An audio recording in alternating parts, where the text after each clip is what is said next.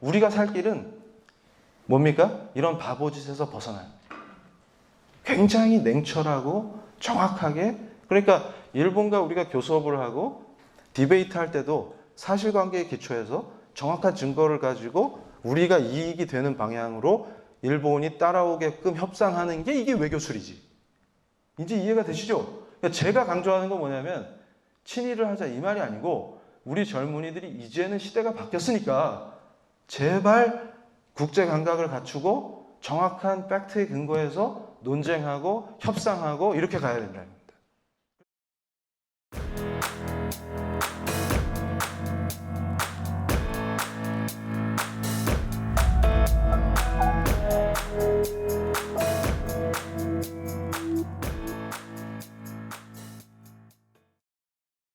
다음 페이지. 그러면 어떻게 우리가 접근해야 되냐? 우리 청년들은 이제 젊은 세대는 마음을 열고 머리를 좀 열고 국제 감각을 갖추고 그러고 이 문제를 접근해야 된다. 그래서 위안부 문제를 예를 들면 이런 거예요. 자, 일본이 사과하지 않았다고 그랬더니 엄청나게 사과했다. 횟수로 치면. 그래서 박유하 교수가 하도 당했죠. 그래가지고 기가 차가지고 여러분 한번 생각해 보세요. 저 지금 서대문 형무소에 와가지고 무릎 꿇은 사람이 하토야마 총리인데 일본에서 가장 바보 같은 총리 뽑아라 그러면 넘버원입니다. 왜냐하면 와서 무릎 꿇고 사죄를 했는데 일본에서 한국 사람 중에 아는 사람이 없어. 그러니까 도대체 어떻게 사과하면 그게 사과가 되냐. 그러니까 제가 신기했던 건 뭐냐면 하토야마가 총리 재임 시절에 와서 무릎 꿇었으면 제일 좋았다. 근데 저분은 잘 구슬리면 할 사람이야. 근데 왜 그걸 우리가 못 받아냈냐? 그러면 우리가 일관성 없는 정부죠, 우리가. 근데 일관성 있는 거 하나 있어. 반일. 그러니까 일본 정권이 하토야마가 총리를 하든 아베가 총리를 하든 누가 총리가 돼도 우리 반응이 똑같아. 상황이 이해가 되세요? 그게 오히려 우리한테 손해라는 거예요. 아니 하토야마 시절에 저 사람 자기 총리 그만두고 와서 무릎 꿇을 거면 이왕이면 좀 일찍 와가지고 재임 때 무릎 꿇었으면 얼마나 좋아요. 그때 저분만 잘 구슬렀으면 할머니들 모셔다 놓고 무릎 꿇고 일일이 사과하고 그거 가능해. 저분은. 근데 왜 못 받냐. 그 정도로 우리가 어리석다.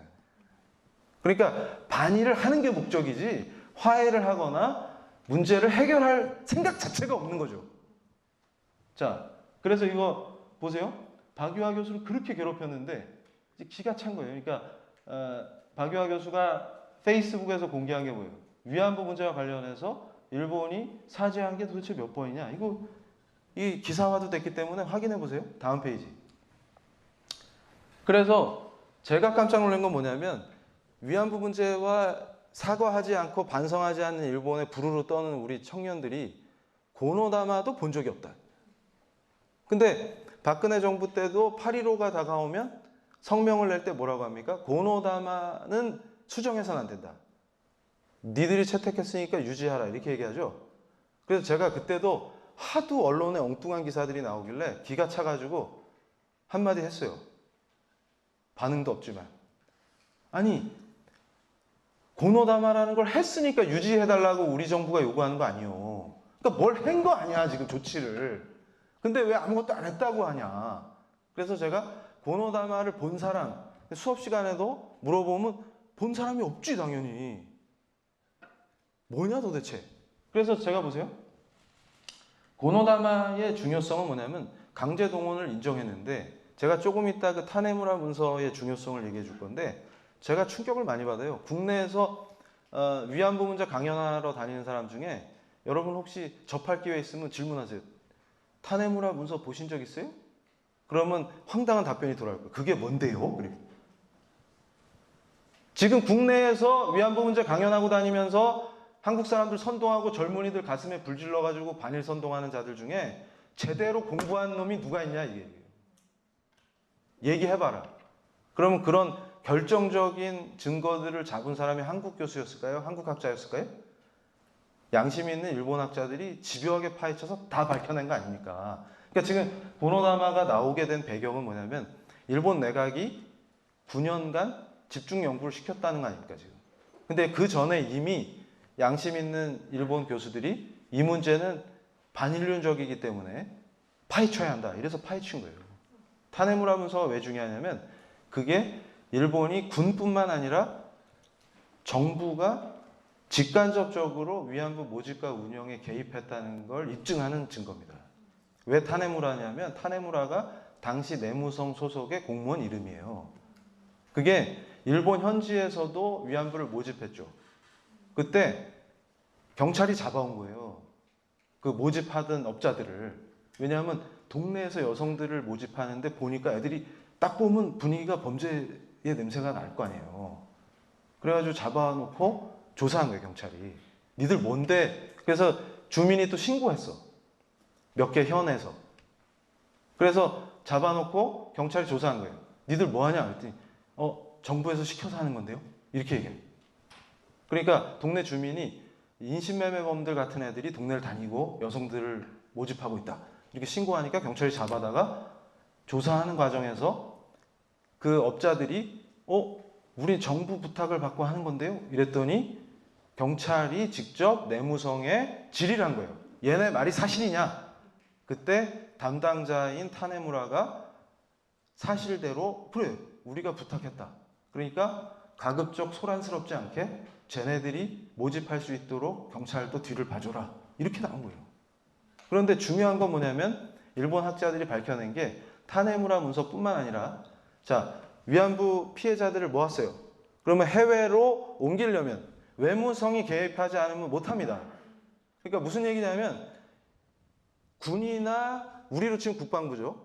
방위성만 개입한 게 아니라 일본의 주요 관원들 그 다음에 정부 부처가 개입해서 모집하고 위안소를 운영하는 데 개입했다는 것을 결정적으로 일본 학자들이 증거를 찾아서 입증했어요.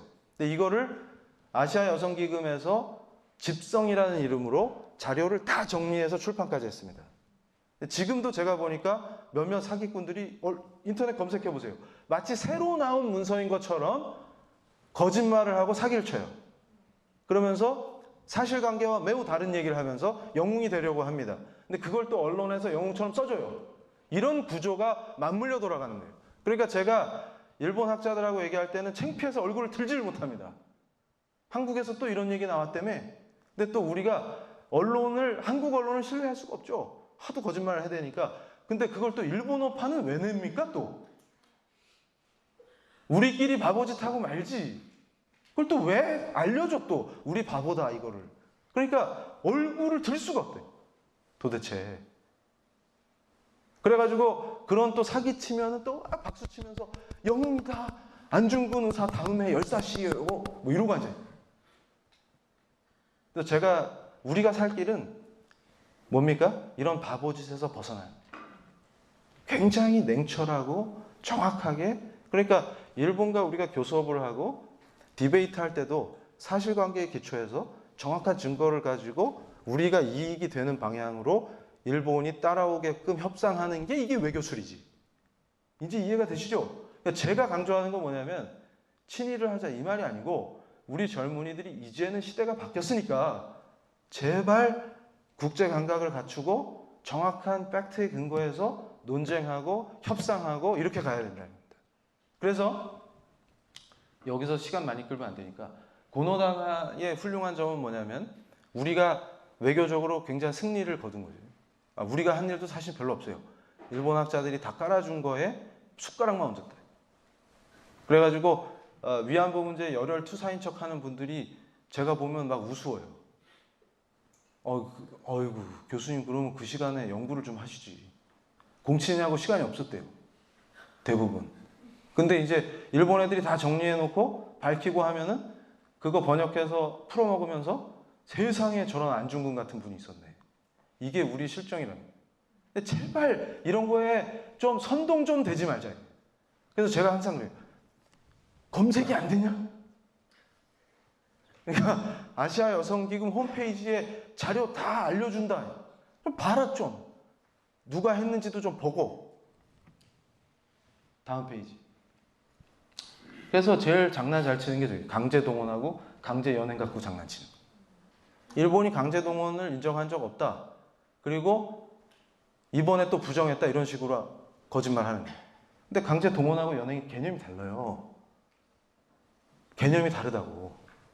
그러면 의무 복무할 때 우리 군인들이 강제 연행되죠? 부산역 앞에서. 동원되지. 예비군이 원해서 갑니까? 안 웃네. 예비군 훈련이 즐거웠나 봐요. 오랜만에 내무 생활. 저도 되게 슬펐습니다. 왜냐하면 제가 회심한 다음에 원래 대학원생은 8시간으로 때울 수 있었는데 박사 논문 쓸 때 딱 수료하고 공백 기간에 불려갔어. 그런데 성경책 갖고 하니까 목사님들이 나를 째려본. 왜냐하면 법사 예비역인데 밤에 계속 성경책 읽고 있으니까. 그래가지고 매우 슬펐습니다. 그래가지고 저는 이 아픈 추억이 있기 때문에. 근데 좋았던 거는 다음날 아침에 군대리알 줬어요. 그래서 추억의 군대리알 먹으면서 슬픔을 달랬습니다. 그랬더니 자꾸 신부님이 나한테 말을 걸어가지고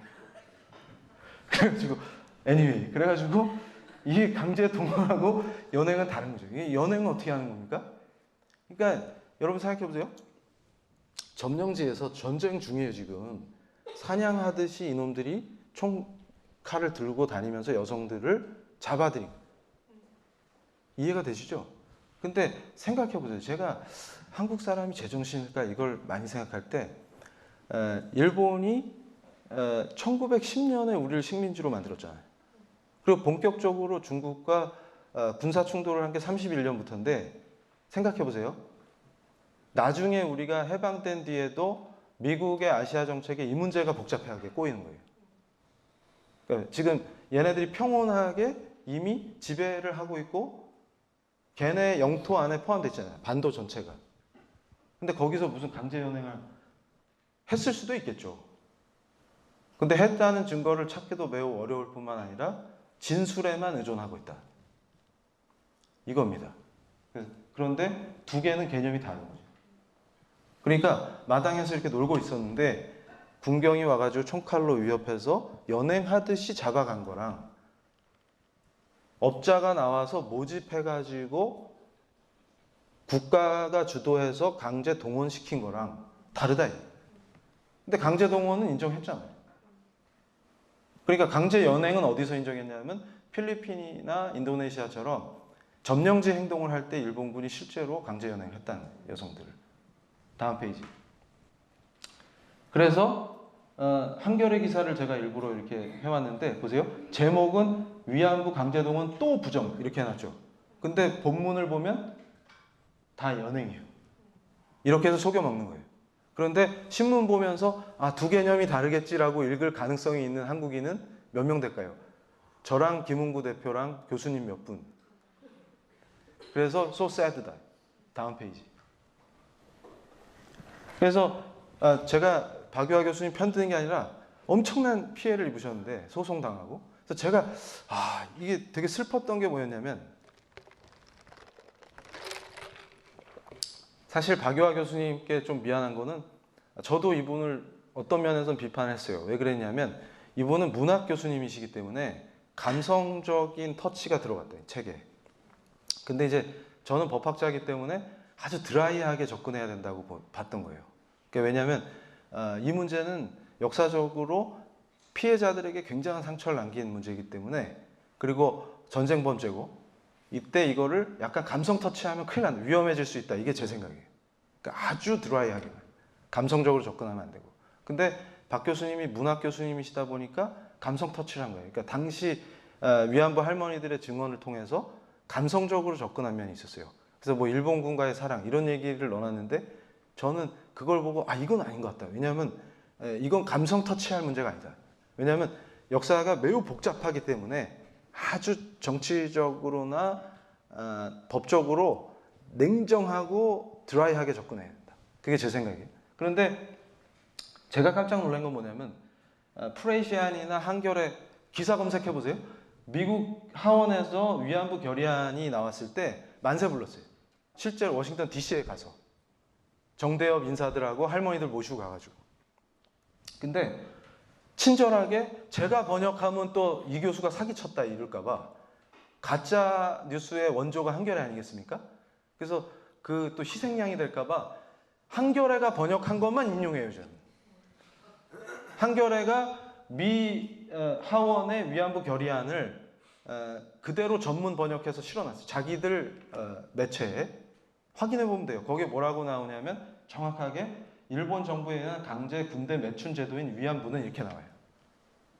그런데 박유하 교수 책에 제국의 위안부에 저 단어가 쓰였기 때문에 명예훼손으로 고소당한 겁니다. 지금 이해가 되세요? 그러니까 미 하원이 결의할 땐 거기서 승리했다 만세 불렀어요. 근데 똑같은 얘기를 박유하 교수가 하니까 박유하 교수가 피소당했다 그 말이에요. 검찰에 얼마나 시달렸습니까? 저 말 하나 때문에.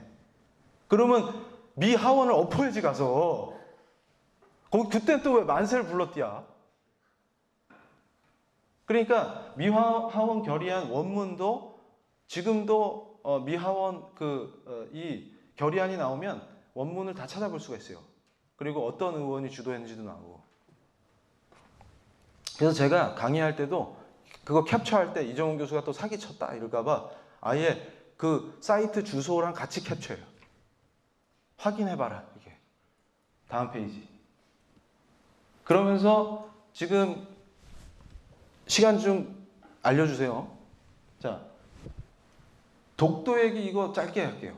지금 우리가 얼마나 제정신이 아닌지를 제가 학생들한테 보여줄 때 꼭 얘기하는 건데, 아이고 이 독도도 문정부 덕분에 노무현, 문재인 이런 분들 덕분에 뺏기게 생겼어.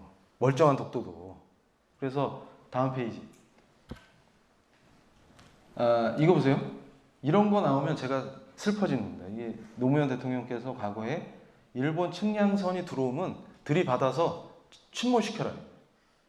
그랬더니 나중에 저게 또 화제가 된 거야. 그래가지고 인터넷에서 누가 찾아갖고 역시 우리의 대통령 이래가지고 진정한 대통령이십니다. 이러면서 난리가 났어. 근데 저런 짓거리 하면 우리 김웅구 대표가 국제법 전공이니까 자세한 건 나중에 물어보세요. 저런 짓거리 하면 오히려 독도를 뺏긴다고. 저런 짓거리를 하면 매우 위험해지는 거예요. 지금. 그래서 국제사회가 독도 문제를 심각한 분쟁으로 인식하기 시작하면 우리한테 해가 돼요. 국제법적으로. 근데 우리가 열심히 노력해서 분쟁 지역으로 안내를 해주고 있어. 그것도 전 세계를 돌면서. 그래서 제가 예전에 저희 학교 학생이 그런 거예요. 제 수업을 듣다가 흥분해가지고 제가 이제 과거 일본이 했던 잘못들 이런 걸 수업 시간에 이렇게 설명해 줬는데 얘가 저한테 찾아와가지고 제 연구실에 찾아와갖고 교수님 강의를 듣고 결심했습니다. 그래서 뭘? 그랬더니 이번 여름방학에 도쿄대학 앞에 가서 진실을 알리겠습니다. 그래서 무슨 진실을 알 건데 독도는 우리 땅이라고요. 그래서 제가 닥쳐라. 그러면서 그 학생에게 뭘 권했냐면 일본어 학원에 등록해라. 일본어나 공부해라. 일본어나. 가나나 외워라. 그랬습니다. 왜냐하면 뻘짓 좀 하지 마. 뻘짓 좀. 그때 왜요? 그래서 그거는 다음 수업 시간에 나오니까 진정하고 다음 수업 시간에 들으면 된다. 그때 얘가 실망해서 갔어요. 그리고서 우리가 이걸 자꾸 분쟁 지역화 시키면 우리 손해다. 이걸 듣더니 얘가 깜짝 놀란 거예요. 저분 있죠, 저분. Do you know?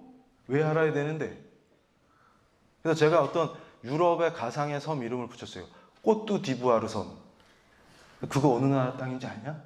그랬더니 애들이 모르는데요? 그럼 한국인인 네가 그걸 왜 알아야 돼? 그래서 제가 그랬어요. 야, 유럽에 자전거 여행하고 그러면 그냥 유적지나 봐. 독도는 우리 땅 이런 거 하지 말고. 왜요?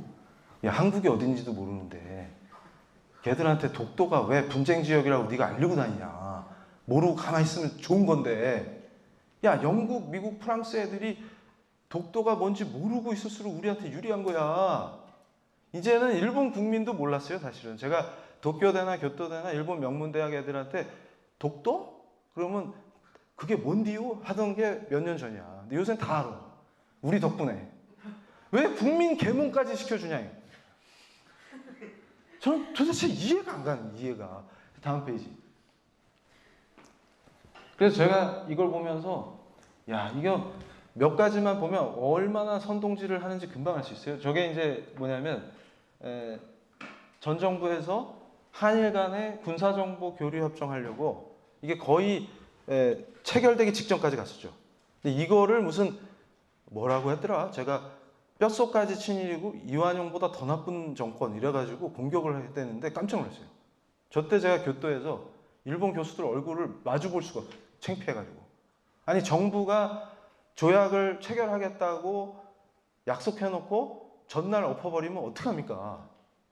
우리가 국제사회에서 어떻게 됩니까? 도대체 국제법 질서 안에서. 근데 저 때 선동하던 자들이 뭐라 했어요? 제가 여러분 핵무장 일본의 기밀 갖다 바치는 일, 저게 지금 선동 중에 최고였어요. 저걸 보면서 제가 헐 이러면서 쓰러질 뻔했대요. 그러니까 저들이 저 당시에 선동할 때 뭐라 그랬냐면 지금 누가 핵으로 우리를 위협해요? 일본이 왜 핵무기를 만들어요? 그리고 미국이 컨트롤하는데 일본이 어떻게 핵무기를 그러니까 국제관계를 초등학교 수준만 이해해도 일본이 핵무장하니까 대비해야 된다 이런 말 하면은 지나가던 강아지가 웃어요. 안 웃어요? 기가 찬 얘기지. 일본이 무슨 핵무장을 해. 그러니까 한겨레 선동의 핵심이 뭐예요? 일본이 핵무장할지도 모르는데 여기다가 정보를 갖다 바치면 어떡하냐.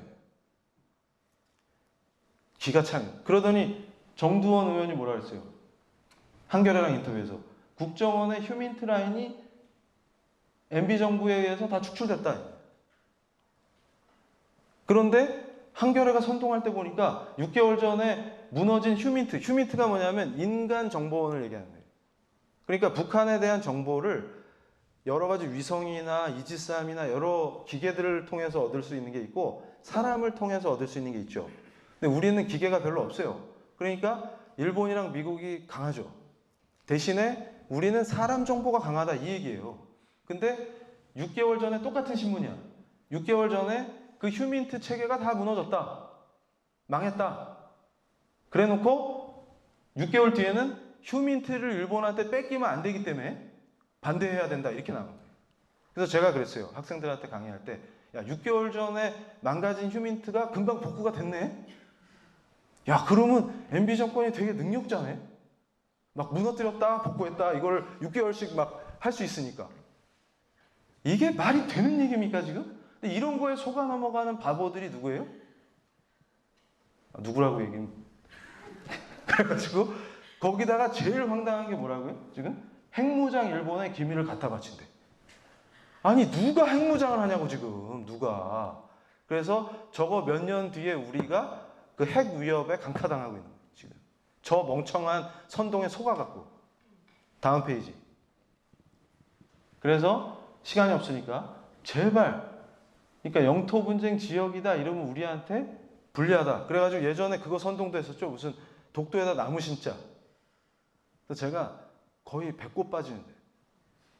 독도에다 나무 심고 또 뭘 해요? 주민등록 이전하고. 그러면 섬이 된다. 그래가지고 예전에 저랑 친한 영국의 국제법 교수가 그 얘기 했어요, 저한테. 야, 독도에다 갈매기가 알을 낳나? 한국인이 이사가서 아이를 낳나? 똑같다. 법적으로. 근데 이런 얘기를 한국에서 하면 돌아올 수 없겠지? 그래서, 맞다. 돌아올 수 없다. 절대 그런 얘기 하면 안 된다. 우리가 제정신입니까? 근데 멀쩡한 신문사에서 그 운동을 주도했었다니까. 왜 우물을 파지, 독도에다가? 다음 페이지. 그래서 제가 이 사건을 언급할 때마다 슬픔에 젖는데, 이 사건은 제가 몸담고 있는 울산과 관련되기 때문에 더 슬픕니다. 이게 뭐냐면, 울산 해전 승리를 축하하는 한겨레 기사 제목이. 그래서 뭔 해전을 했어, 우리가, 일본하고. 근데 이 사건이 매우 슬픈 사건인데, 일본의 배타적 경제 수역 안으로 우리 어선이 들어가서 조업행위를 했어요. 그러니까 이걸 뭘로 이해하면 되냐면 지금 서해에서 중국하고 우리 입장 생각합니다. 해경하고. 그런데 일본 해상보안청에서 출동을 했단 말이죠. 그랬는데 파도가 그날 많이 쳤대. 그래가지고 공무원 4명이 승선해서 조사하려고 하다가 파도가 센데 우리 배가 아주 대응을 잘했어요. 폭력적으로. 그래가지고 공무원 2분이 바다에 빠졌어. 그리고 2분은 이미 탔어. 이 상태로 도주한 겁니다. 한국 쪽으로. 그러니까 일본 공무원 2명을 태우고 2명은 바다에 빠졌고, 그래서 일본 쪽에서 비난한 게 뭐냐면 파도가 그렇게 높을 때 잘못하면 그 2분이 사망하실 수도 있다는 거예요. 바다에 빠졌기 때문에. 그러니까 그 2분부터 구조해야지. 아닌가 봐. 일본 놈들이니까 구조할 필요 없죠? 이런 무지막지한 사고방식을 가지고 국제사회에서 무슨 일원이 됩니까? G20 국가 아닙니까? 대한민국이. 그러니까 제가 하는 얘기가 뭐냐면 어떻게 문재인 집권 2년 만에 G20 의장을 했던 나라가 이 꼬라지로 전락을 할 수 있냐, 국격이. 창피해서 얼굴을 들고 다닐 수가 없는 거예요. 근데 이때는 그 사람 대통령이 아니었으니까 일단 참읍시다. 그러면서 2명을 배에 태운 상태로 도주했는데 울산 앞바다로 도주한 거예요. 그러니까 울산 해경이 출동하겠죠? 그래서 양측이 이렇게 대립하면서 서로 결박한 거죠. 신풍호를, 어선을. 왜냐하면 못 도망치게.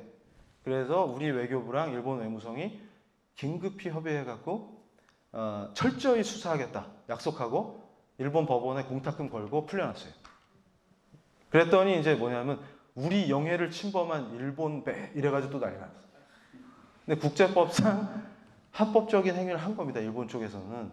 그런데 우리 해경이 어떻게 했냐면 조사를 한 게 아니고 그래서 조업했어요. 아니요. 그랬더니 5방. 그랬더니 이제 경찰 해경에서 나오는 날 만세를 부르면서 시민들이 뭘 했냐면 울산 해전 대승 이래가지고 충무공 이래 최대 대첩이다 이래가지고 울산 대첩이라는 이름을 네티즌들이 붙여줬어요. 창피해서 얼굴을 못 들고 다니는. 그러면 거꾸로 중국 어선이 서해 침입해갖고 우리 해경이 목숨도 잃었죠. 그럼 뭐라고 얘기할 거예요? 그건 무슨 대첩이에요? 중국 입장에서. 우리가 제정신입니까? 그래가지고 저걸 막 너무 기뻐하는 거야.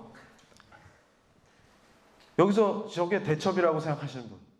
이런 정신 상태로 우리가 국제 질서에서 어떻게 살아나가겠습니까? 그러니까 저는 법학 교수로서 쎄돼요. 이런 얘기하니까 제가 7, 8억인 게 확실히 드러났죠. 다음 페이지 보세요. 그래서 우리가 이제 이게 마지막 챕터입니다. 팩트에 기반해요. 팩트의 항상. 자, 다음 페이지. 그래서 라트비아 대사님이 제가 이제 우리 PLI 교육하면서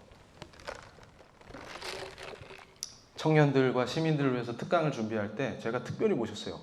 왜 라트비아가 중요하냐면 유럽의 작은 나라지만 역사가 기가 막혀요. 그러니까 아픔이 많아요. 뭐냐면 공산 소련에 점령당했기 때문에 공산 치하에서 산다는 게 어떤 건지 정확히 기억하고 있습니다. 저 라트비아의 지식인들은 치를 떨어요. 왜냐하면 지식인이 엄청난 학살을 당했어요. 소련 치하에서.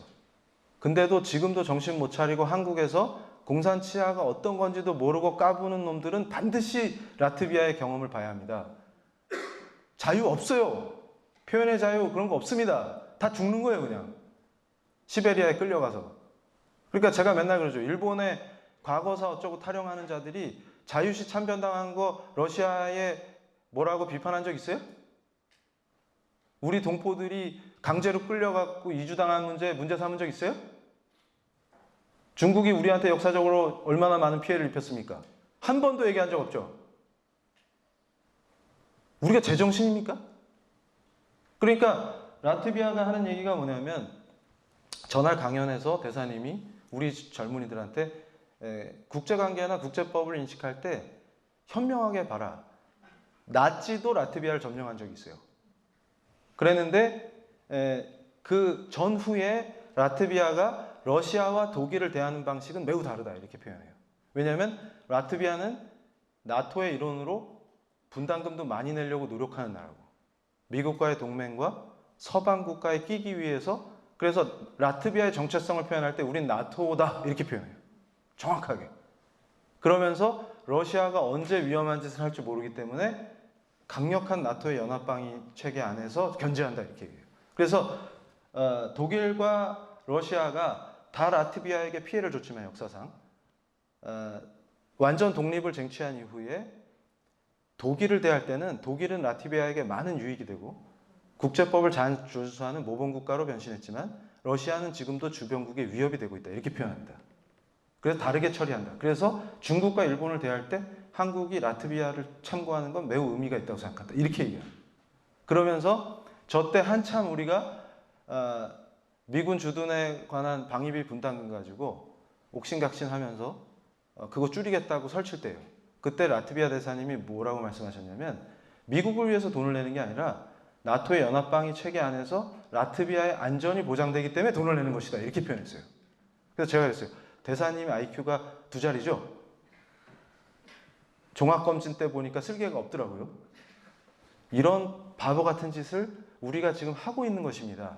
그래서 제가 뭘 얘기하냐면 저는 이 가치 동맹을 굉장히 중시해요. 왜냐하면 동맹은 가치 동맹인데 나토가 영구화되고 있다. 그러니까 지금 이 싸움의 실체가 또 뭐가 있냐면 동맹 영구화로 한미동맹이 넘어갈 것이냐. 그러니까 지금 못 막으면 영구화가 된다는 얘기죠. 그러니까 무슨 얘기냐면 동맹 영구화의 개념 중에 핵심 개념이 그 나라의 정체성을 표현하는 겁니다.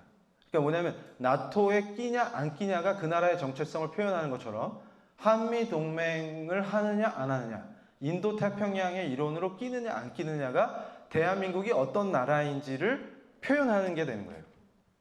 그러니까 이거는 국가 정체성과 연결되는 겁니다. 그러니까 동맹 영구화 경향과 국가 정체성의 표현은 같이 가요. 그러니까 가치 중심의 동맹을 하게 되는 구조가 나오는 것이죠. 그러니까 대한민국의 성격을 표현할 때 우리는 미국, 일본, 호주와 동맹이어야 됩니다. 중국이 아니고. 이해가 되세요? 그 다음 페이지.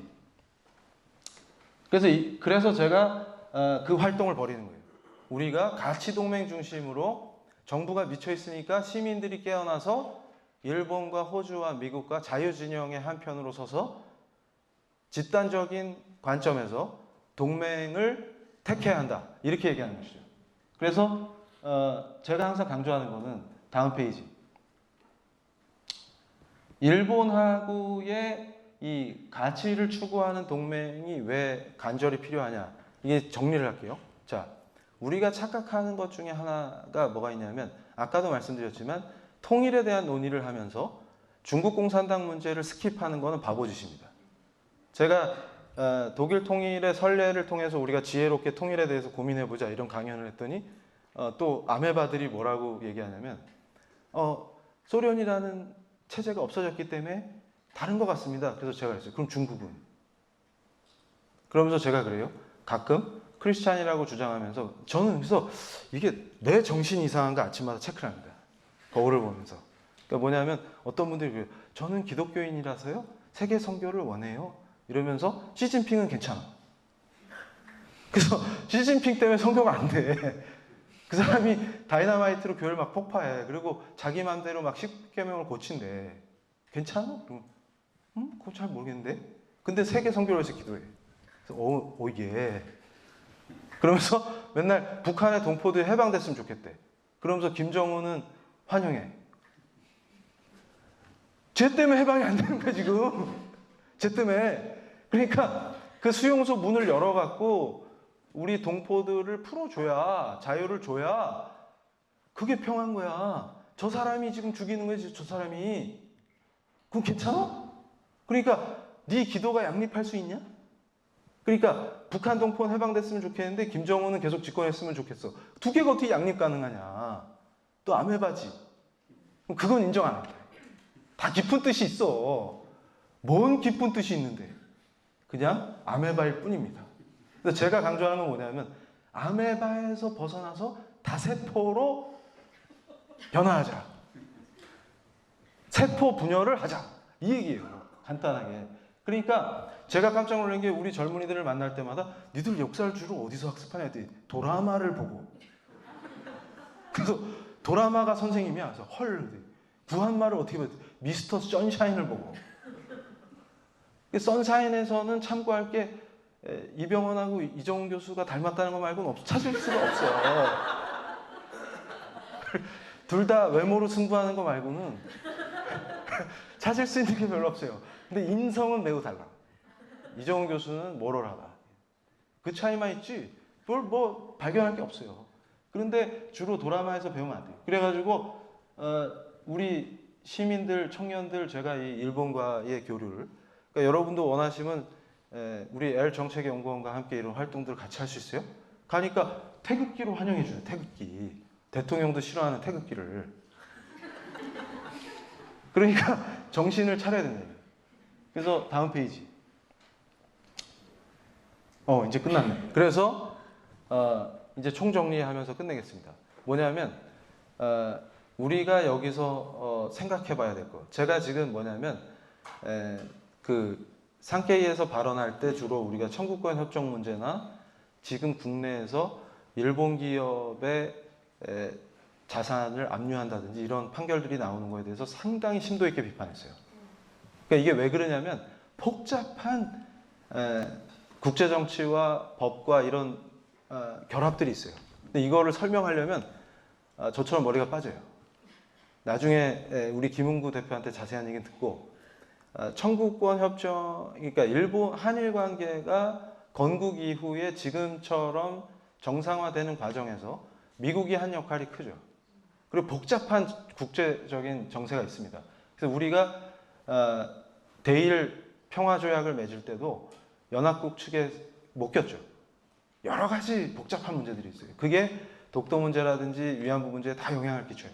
근데 이런 것들을 다 설명하기가 복잡합니다. 그런데 한 가지 명확한 건 뭐냐면 그 복잡한 상황 속에서 일본이 지속적으로 우리와 화해하고 미래로 나아가기 위해서 엄청난 노력들을 해왔다는 겁니다. 그리고 그 노력들은 그냥 말로만 하는 미사여구가 아니라 실질적으로 우리 경제나 우리의 발전에 기여하는 바가 굉장히 컸다는 거예요. 근데 그걸 잊어버리죠. 그리고 심지어는 많은 일본 인사들이 한국을 위해서 노력했어요. 이런 것들을 잊어서는 안 됩니다. 그리고 특히 여러분들이 일본어만 좀 할 수 있으면 볼 수 있는데 아시아 여성기금 측에서 집성이라고 해서 위안부와 관련돼서 정리해서 출판한 사료는 지금 위안부 연구에 매우 중요한 가치를 가지고 쓰이고 있습니다. 그러니까 일본은 악의 축이다. 이런 식의 단순하고 무지한 발상이 결국 한국을 위험에 빠뜨린다. 그래서 저는 이 강의를 마치면서 뭘 강조하냐면 이제 새롭게 깨어난 젊은 지성은 뭐에 주목해야 됩니까? 미국이 세계 질서를 구성하고 있는 인도 태평양에 관심을 가져야 한다. 왜 인도냐? 중국 공산당을 견제하기 위한 것이다. 우리가 얘기하는 통일도 선교도 중국 공산당이 지금 같은 독재가 아니라 이들이 종교의 자유를 허용하는 정상적인 민주국가로 변신할 때, 그리고 양당제를 취하건 어쨌든 공산당 일당 독재에서 무너지고 중국 인민들도 표현의 자유와 종교의 자유와 이런 것들을 누릴 수 있는 정상 국가로 됐을 때 우리의 안정적인 통일도 가능하다는 걸 항상 염두에 둬야 합니다. 근데 그걸 생각하지도 않고 지금의 중국, 교회를 다이너마이트로 폭파시키고 종교의 자유, 표현의 자유를 인정하지 않는 그 나라를 따라하겠다고 까불면서 그 나라와 동맹을 하겠다는 정신 나간 집단과는 우리가 분명히 선을 긋고 그들의 악한 방향과 나라의 번영을 위협하는 그런 어리석고 저급한 외교 활동들을 우리가 철저히 견제해야 돼요. 그래서 요미우리 서울지국장 토요우라 국장도 제가 초대해서 우리 청년들한테 직접 직강을 듣게 했는데 토요우라 국장이 뭘 걱정했습니까? 도대체 한국에서 외교부 인사를 만날 수가 없다. 왜냐하면 감시당하기 때문에 이런 표현을 썼습니다. 외교부 인사들이 감시당하는 게 어디 있습니까? 휴대폰까지 덜덜 떨고 앉아있기 때문에 외신 기자가 만날 수 없으면 어떻게 풀어갑니까? 문제를. 이런 어리석은 짓거리. 지금이 어느 시대예요? 민주주의를 외치는 자들이 민주주의를 파괴하죠. 우린 제대로 된 정치의식, 제대로 된 자유와 민주에 대한 의식을 가지고 이것들과 싸워야 합니다. 여기서 마치겠습니다. 감사합니다.